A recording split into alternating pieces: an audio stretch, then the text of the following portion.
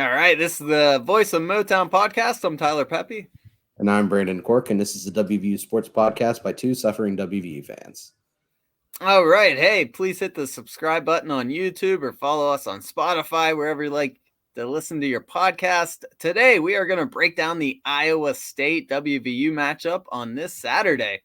So let's get into it. WVU takes on Iowa State in Ames, Iowa, and they are a 6-point underdog. In fact, the last time I looked, I think it even moved to 7 points.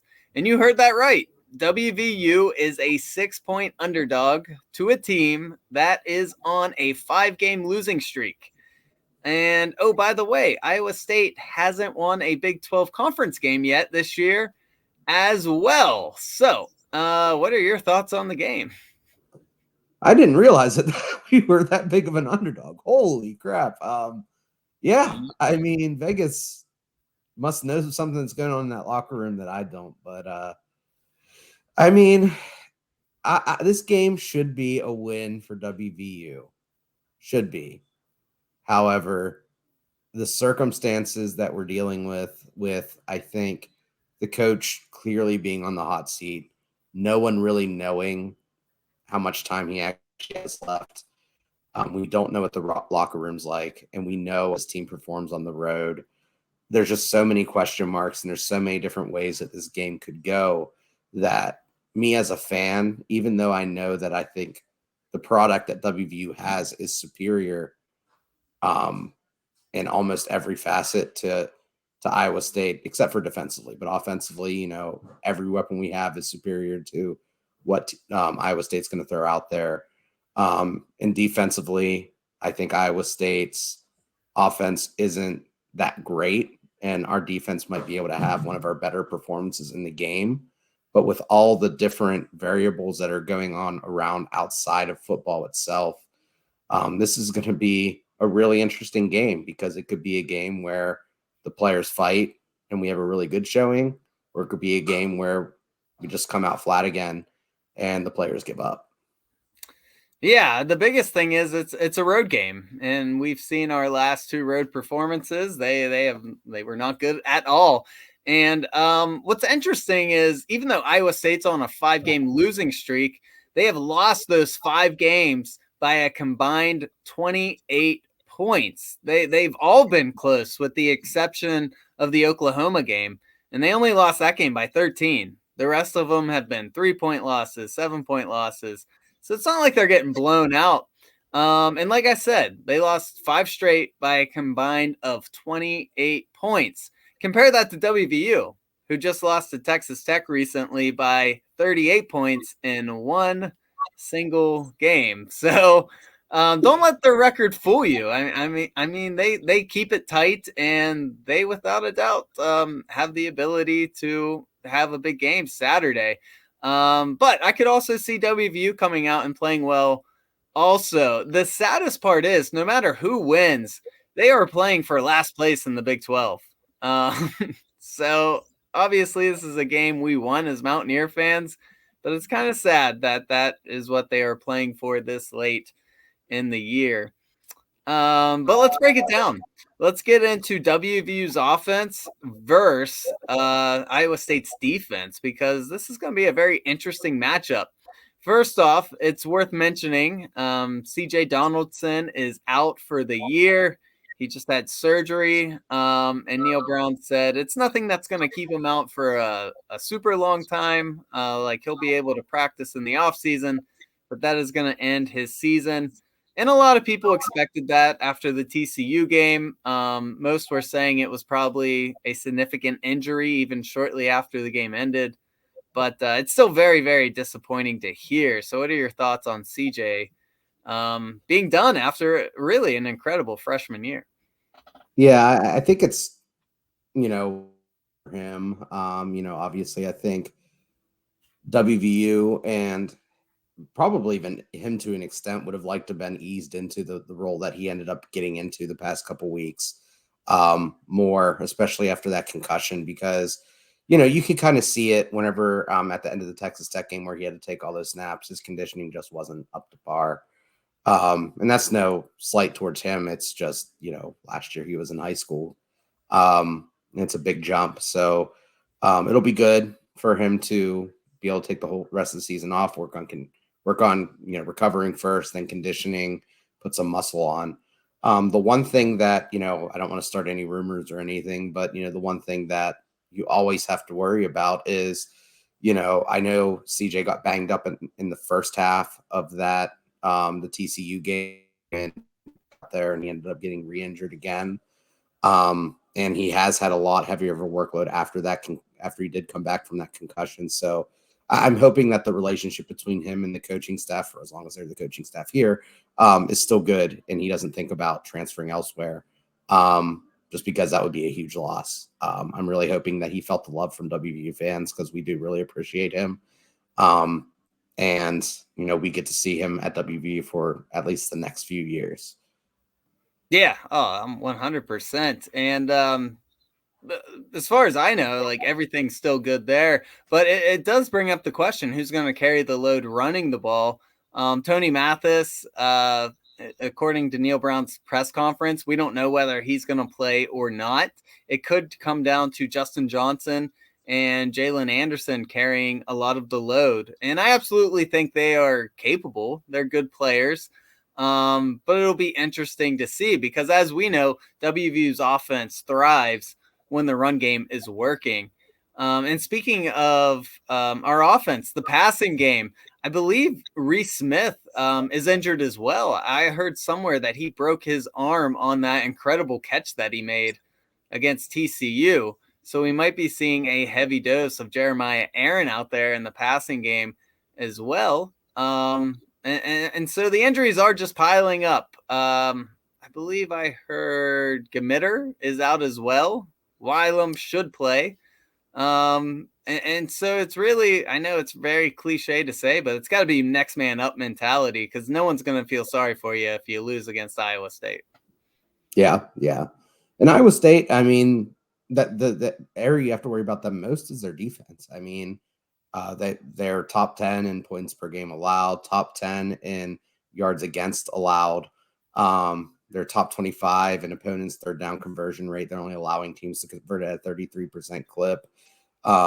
Really good against the run, 3.3 yards per rush. And they're holding teams to 174.1 yards per game in the air. So, as a unit, this group has done a great job, even 5 games into the Big 12 schedule, of really limiting their opponents and keeping them in the game, because, their offense is nowhere near as, effective as what their defense ranks on a national scale. So this team is very defense driven. And, we've seen what pretty mediocre to bad defenses have been able to do against WVU this year, with Texas Tech and Texas. Those were road games as well, remember. So those two defenses are nowhere near as good as what Iowa State brings to the table. So depending on which mountain your team shows up, this group could really give WVU fits. They could. I mean, only allowing 16 points a game, under 300 yards per game. Those are incredible stats, especially for a team that plays in the Big 12 Conference. They still have familiar names as well. Will McDonald is the guy I instantly looked for, because I remember covering this game last year, and he was amazing. But I looked, he only has 3.5 sacks this season, which is pretty shocking, because last year he had 11.5, and the year before that he had 10.5. So I'm shocked to see that his sack total has dropped off that much, even with the success that the team is having. If you're looking for one thing to really think positive about in this game, Iowa State's defense likes to play a lot of zone. And if you ask me, that's good for West Virginia's offense, because as we know, the way to stop West Virginia's offense is to jam up those wide receivers in man coverage and send pressure. And that's not to say Iowa State won't do that. They have good coaches. They might adjust a lot and know that that'll work and do it. But traditionally throughout this season, they do like to play that zone defense. And if they do, I could see JT Daniels having success against that. Yeah. The one guy you do need to watch out for in the secondary, though, is TJ Tampa. He's a guy who really stuck out to me as someone who could really pose fits for WVU. He's only allowed one touchdown in the season. He's a big corner, which we know our receivers tend to struggle against, 6'2", 185. And he is a true lockdown corner. Not only has he allowed that one touchdown in the season, but opposing receivers are only catching 48% of the targets thrown his way this year. So he is really good at making sure that the receivers aren't getting good looks at the ball, breaking up passes, things like that. So it's going to be interesting to see how Iowa State deploys him. And do they put him on Bryce Ford Wheaton's side? Do they put him on Caden Prather's side? And if that affects how WVU plans on attacking the Iowa State defense. Yeah, one thing I heard Neil Brown mention in his press conference, which I'm glad I heard him say it. It's easy to say it, but I hope we see it. Is he said he wants WVU to start fast. He's going to throw basically the kitchen sink at them early, and try to get some scores early, which is what you want to hear. And I feel like they did that against TCU last week as well. Like we said on a podcast we just did, recapping that game, they used a lot of motion early. They were very creative in their play calling, whereas we didn't see a lot of that in the second half versus TCU. So although I do want them to kind of throw out all of the trickery and creativeness early, I hope that they just don't go back to that very dull vanilla offense in the second half against Iowa State. Because as we know, although Iowa State's offense struggles, they can definitely creep back in this. We've had our fair share of defensive problems. And so that's one thing I'm looking for. For 4 quarters, I want to see West Virginia use motion, be creative, and not be so predictable on offense. Oh, yeah, for sure. I mean, that's going to be key. You can't turn it on and off. You got to go 4 quarters. You got to, figure out ways to implement these little wrinkles that you're putting in, not just for the first quarter of the game or script 4 straight drives or anything like that. You got to be flexible. And as an offensive play caller, you got to be able to dial up different things in different situations and adjust whenever Iowa State adjusts, because, with how good this Iowa State defense is, that those wrinkles that you start out with at the beginning of the game are not going to be available in the second, third, and fourth quarters. You're going to have to prepare counters for those plays. You're going to have to anticipate what they're going to do. And you're going to have those in your back pocket and deploy them when needed. You can't use them too soon.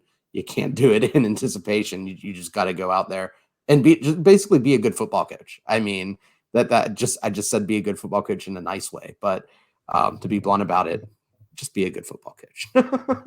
Yeah, I'm with you. And if you guys aren't familiar with Iowa State's defense, they like to have a 3-man front and bring down that extra safety that really helps in stopping the run. And so using motion can really maybe make that guy freeze, make him switch where his eyes are for a minute, which could free up your halfback, or if you're giving the guy in motion, maybe give him an extra step. And so there's just so many advantages to doing that with your offense. So that's really what I'll be looking for. And another thing is, obviously JT Daniels had good stats last week, but if you watch the game, I did not think JT played up to his full potential. I mean, there was a play he missed Bryce Ford Wheaton streaking down the sideline wide open. There was a play where he threw it horribly to Sam James. So much so that Sam James kind of had to turn his body around the opposite way, and the TCU defender just tackled him because it was such a weird movement, and we got a pass interference call. But it was a terrible throw. We talked about how his 2 fade passes inside the 10-yard line weren't very catchable balls on our last podcast. And so I'm really looking for JT to have a big day to really prove to everyone that he is a great quarterback, because we all thought that coming in, and he's definitely played well this year. But in recent weeks, he has just had a lot of moments that are making people question how good he is. And so I think this is a perfect opportunity against the bona fide defense for him to step up, even though our running backs are hurt, and really take over and have a good game. Yeah, I agree. I would love to see him bounce back. And it doesn't even necessarily need to be a great game. I would like to just see him be efficient, take care of the ball. I would like to see the offensive coordinators, just trust him more too, instead of relying so much on screens and kind of these short passes. Let him work the middle of the field, let him work the intermediate routes. I think that's where he's best at. And we've talked about it before. They don't do that too often. But I think that's an area where, if you just let him get out there, do what he's good at, do basically kind of what he was doing against Pitt. And I think we'll be okay. You can still use the screens, you can still use those quick outs, but you just can't be predictable with them. Yeah, I'm with you 100%. You ready to dive into Iowa State's offense? One more point on Iowa State's defense I wanted to highlight real quick. One more player.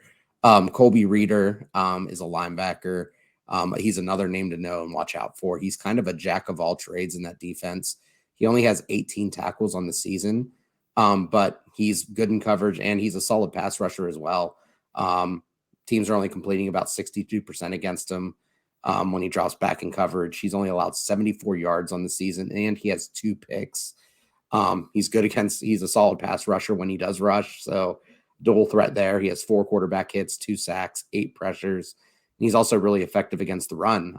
So he's a guy who could really disrupt West Virginia's offense if we don't account for him and kind of understand where he's at in the defense, because a guy like that you have to watch out for, especially with his size at 6'4", 240.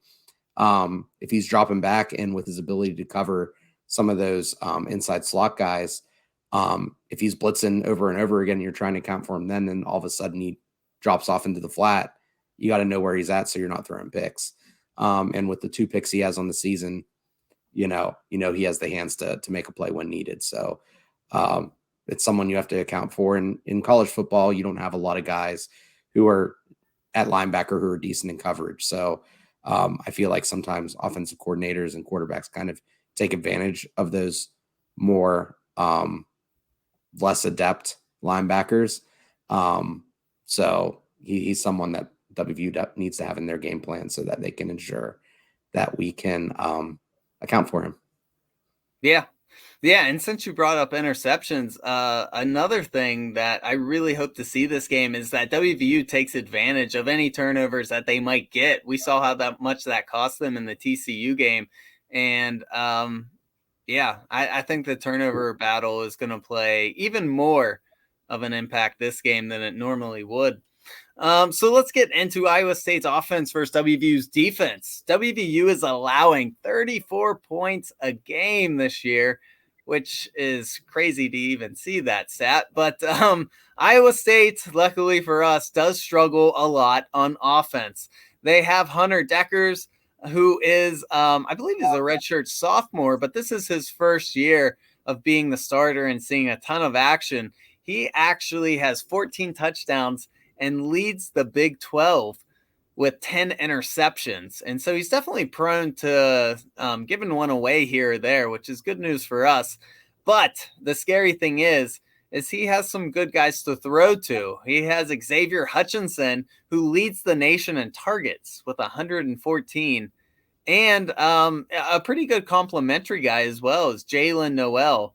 And so two very dangerous guys we got to worry about. So what do you think about Iowa State's offense? Yeah. So just to kind of high level overview, go over what they bring to the table. And like you said, it's not great. 110th in points per game, 90th in yards per game. The one thing that surprised me without watching a ton of Iowa State was that, for being a team that doesn't score much, doesn't move the ball much, they're a team who passes the ball a ton. They pass the ball 60% of the time, which is the 7th highest rate in the NCAA. And their run game is atrocious, might be the nice way to say it. 2.9 yards per rush and 86 rushing yards per game. So this is an offense that can't score, yet they rely extremely heavy on their passing game. It's really strange, especially for a team who's as defensive minded as Iowa State. I mean, you think of teams who want to play a more defensive game as teams who want to run the ball more and be a little bit more safe with the ball. Iowa State's just kind of bucking that trend. And I don't know, it's kind of a horse of a different color. So Yeah, at a high level, I don't really know what to make of Iowa State's offense because it kind of contradicts everything that you see from them on the defensive side of the ball. Yeah, it seems like their offense is basically just toss it up to Hutchinson and hope he comes down with it. I mean, that's why he leads the nation in targets. And like you said, their run game is awful. They have their leading halfback is Brock, who has about 400 yards on the year. And then after that, it's just, I mean, they have really no one else to give the ball to, and he only has 2 touchdowns. So yeah, I mean, their rushing game struggles mightily, and WVU is pretty decent at stopping the run. So that is not something I fear at all.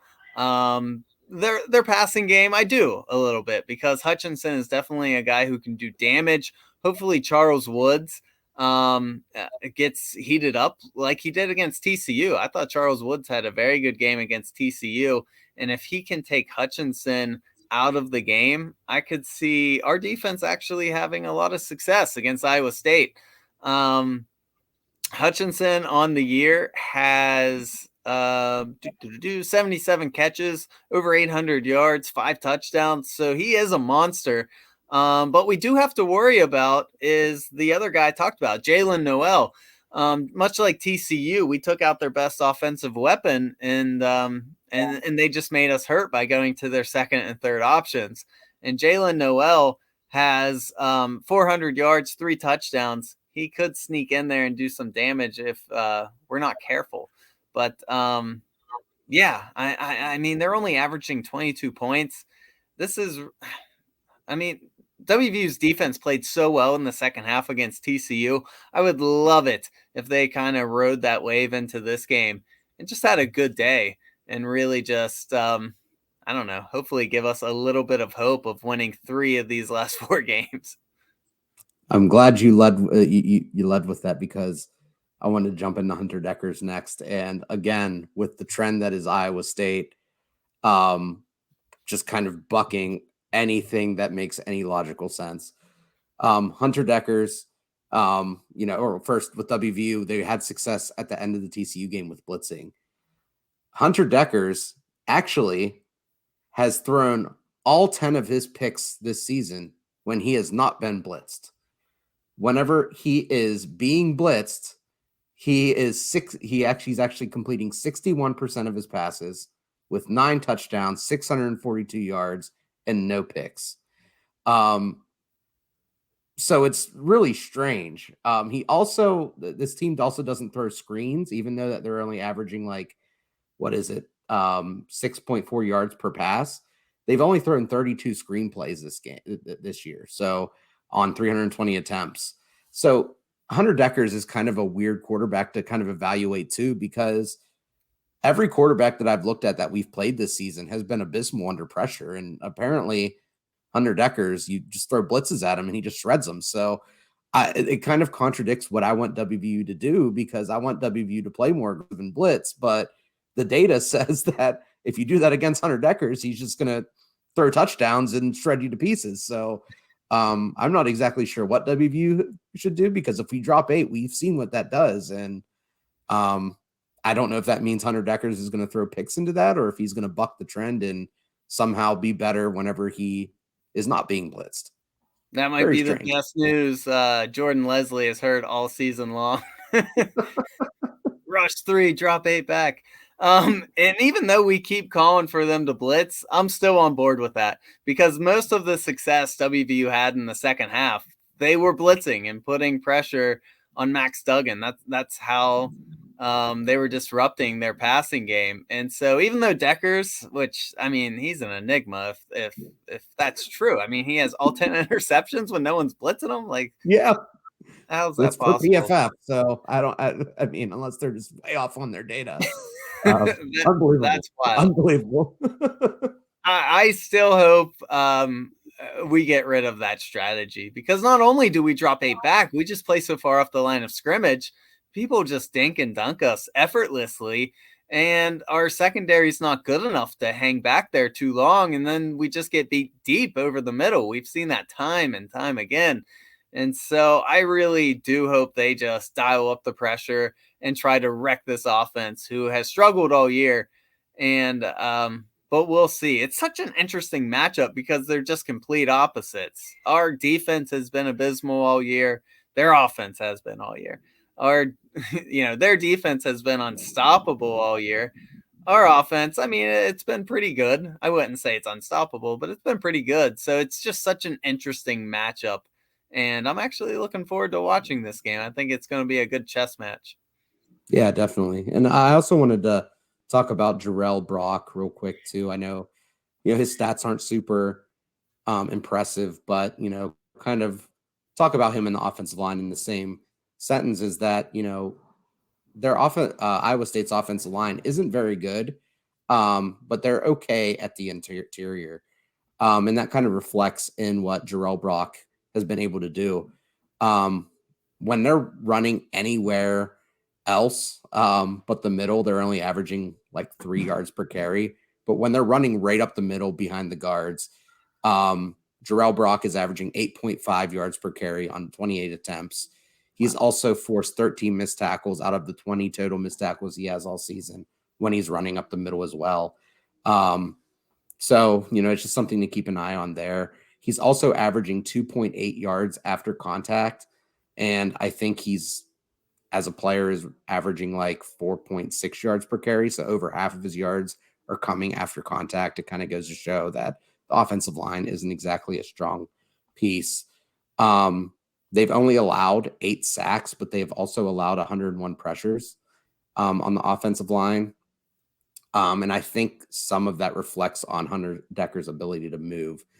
He's not someone who's going to shred you running, but he's someone who is mobile, who will get out of the pocket and will get out of danger. And I think that may feed into some of his picks too when he's not being blitzed is I think he can get some happy feet and maybe run when he doesn't need to, which ends up to him just throwing up bad passes. So he's young.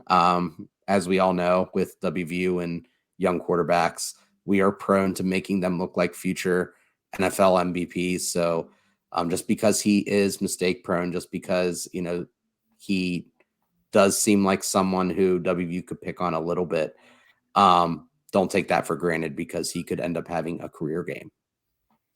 Yeah, the way I've heard Decker's described is people have said he's average at everything and great at nothing. And so he's got an okay arm, he can move around, but he's not going to, run all over the field. He's not going to sling an 80-yard pass on the button, So hearing that gives me some hope.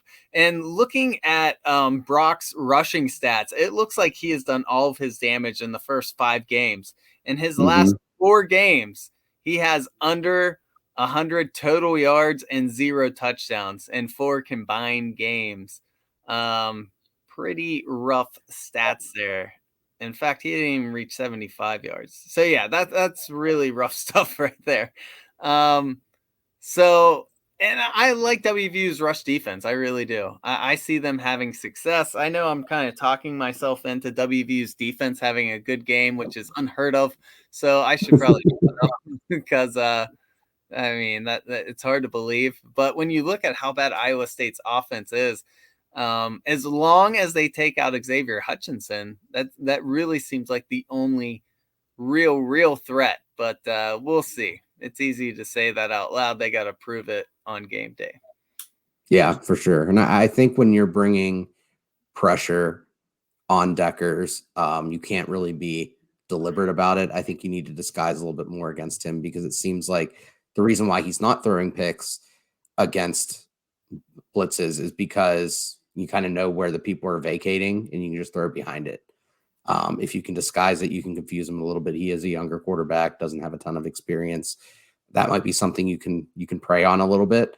I'm interested to see what Leslie ends up doing because it's kind of been head scratching at times as to what they're seeing that we're not. I know there have been several games this year, and we aren't football coaches. We don't claim to be, but the data says that quarterbacks are terrible against pressure, and we refuse to pressure them. So I'm not exactly sure why we kind of tend to employ that strategy when playing cover 8 really isn't working. Right, and I think it all depends on situations, naturally. I mean, that just seems like common sense. When it's 3rd and 3, get up on the line of scrimmage and pressure the backfield, whereas even when it's 3rd and 3, it seems like Leslie has his guys 5 yards off of the wide receivers, and sometimes he'll bring heat and sometimes he doesn't. I just don't understand why they're always so willing to give such a huge buffer zone, even on short yard situations. It really is head scratching. But I mean, we're seeing now how big having Charles Woods hurt half this year has been because he Mhm. was really able to shut down Johnston for the most part in that TCU game. I mean, he still had like 70 yards and a big play. Um, but I mean, I thought he played pretty well for, I'm pretty sure he's still not even 100%. And it just gives Jordan Leslie more confidence to blitz, even though we've been saying blitz no matter what. It does give him more confidence to do that. And so hopefully in these last 4 games, we do see somewhat of an improvement from the defense with Woods being out there. Yeah, and I think I don't think the cushion thing is a Jordan Leslie thing. I think that's I mean, for as long as I've been a fan, we've been fans for WVU. I don't know. Jeff Castile has done it. Tony Gibson has done it. I don't know what it is about us just creating some artificial cushion that's well past the first down marker. But I think what allowed it to work from those other teams' perspectives is we would give those cushions, but we would blitz while we were given those cushions, and we would also have our cornerbacks be a little bit more aggressive. And, you would start out with that cushion, but you would attack forward instead of backpedaling. Um, I don't feel like Jordan Leslie is kind of employing that part. He's trying to combine two separate strategies into one. And it just ends up into like you're throwing into like a big pillow where you're just throwing it up and you're relying on someone to make a tackle. And we have so many holes in our secondary that half the time someone doesn't make the tackle, so it just makes it worse. Um, you like to think that umbrella you're putting over the top is going to keep things in, but when you only have one guy back there who's capable of making a tackle, um, you're just putting to big plays. So, I'm really hoping we see something a little bit different. I mean, it was encouraging at the beginning of the year, especially against Virginia Tech, where we were coming out with different fronts and being creative and things look good. And um, apparently we used all of our creative energy for that Virginia Tech game, which I don't think we really had to do, sadly No, to say. I mean, it's honestly shocking we didn't win that game by more after seeing how bad Virginia Tech has been throughout this whole year. I mean, we scored 31 points on them, which, hey, 31 points is good, but looking back on it, you probably should have got more in that game because Virginia Tech is god awful this year. But with all that being said, do you have a prediction for the Iowa State game? Um, I'm gonna say that WVU. I'm gonna go a little detailed here. I'm gonna say WVU goes down 17-3 at halftime, and I'm gonna say they come back and win 24-20. Wow. That is not where I thought you would go with that. Honestly, I don't see this team being able to win a comeback game. I think for them to have any chance, they got to keep it close or be front runners going into the half. With all that being said, I think WVU wins this game by the score of 27-21. Um, but to do that, like we kind of talked about earlier, I think they're going to have to create turnovers and get points out of it. And I'm not talking about 3 points when you got the ball in the red zone on a turnover. I'm not talking about getting 0 points when you get a turnover at midfield. They're going to have to capitalize on it because Iowa State's defense is tough. And if you get them in a bad situation, you got to make them pay for it. We learned that the hard way against TCU. Yeah, yeah, for sure. I mean, this is a game that WVU should win. Again, if I had to put money on it, I would put it anywhere else but this game because you don't know which WVU is going to show up. I mean, it should be easy for WVU to cover, a 7-point spread against this Iowa State team. But, even Vegas knows how dysfunctional we are right now. And, this could be the straw that breaks the camel back if they end up losing this game, because then the only way you get to 6 wins is by beating Kansas State, Oklahoma, and Oklahoma State back to back to back. Yeah, and we all know that's not going to happen. So many people are saying the Oklahoma State game is winnable this year, and I agree it is. But if you don't get this one, I'm not even sure it is, because you got to get this one, then you got to get Oklahoma, and then you got to pray for WVU to knock off K-State or Oklahoma State, which, I mean, I'm not even sure they're going to be able to do that. But we've talked about it, how huge this game is. Everyone's saying Neil Brown is coming back next year no matter what. If they come out and lay an egg this game, I'm not so sure. I think donors are going to start really getting on Shane Langs, and you're going to see those ticket sales for the last couple games just really plummet, and I think that's going to speak volumes. So I think this is a big game. I think Neil Brown knows it's a big game. He talks about how much he's going to change the approach heading into this for a road trip. And we shall see. And my biggest concern is, we talked about it on the previous podcast, our fans are just checking out. They're kind of becoming numb to losing. They're losing their desire to attend games or even watch it. And when you're hearing that, that information has to be trickling back to the higher ups at WVU. And obviously, that's not what you want to hear when you got to sell tickets and make money. And honestly, I joked about it. I don't know if it was this past game or a few games ago, but about how, just us covering it. I know it's such a minutia thing, but it makes it harder for us too, because it's hard for me, at least personally, to like resist the urge to just explain every issue that we're having as firing the head coach, because it seems like we've been saying the same things over and over and over again. And I know no one in the organization listens to us, so that's insignificant, but we're not the only ones saying it. And it's not even just us irrelevant podcasters in the West Virginia, YouTube and podcasting community. You have some real college football and analysts on ESPN and things like that now saying things like this as well. And if for anyone who watches the games on TV, the announcers are saying these things during the games as well. It's not a good look for the university, and it's not a good look for the program. And I just don't understand how clueless some of, Neil Brown can be to the things that we're all seeing, and as much as we want to turn a blind eye and support him and root for the stability of the program, it just doesn't do anyone else any good. And it's frustrating, because I think most of us are just so used to seeing WVU winning that this is kind of a foreign concept.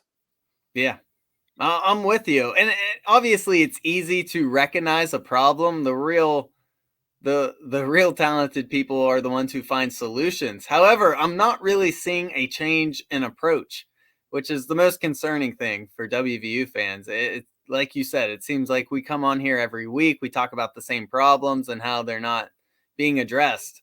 I mean, how many times have we said we need to see more motion on offense? And when they do, it's successful. How many times did we say they need to, show more blitz and more pressure on the quarterback? And when they do, it's successful. So, it just seems like obvious stuff that's just not being addressed. And that's the most concerning part for all of us is, obviously the solution isn't always easy, but it doesn't even seem like we are heading in the right direction to solve it. Yeah. No, and I think we should end with this, just to let everyone let it sink into for everyone. But, it's a cliche that the definition of insanity is doing the same thing over and over again and think you'll get different results. Yep. Nailed it. Year 4, guys. Give us your score predictions in the comments, and hopefully we're on here next week sounding a little happier. Thanks, guys. For sure. Thanks, everyone.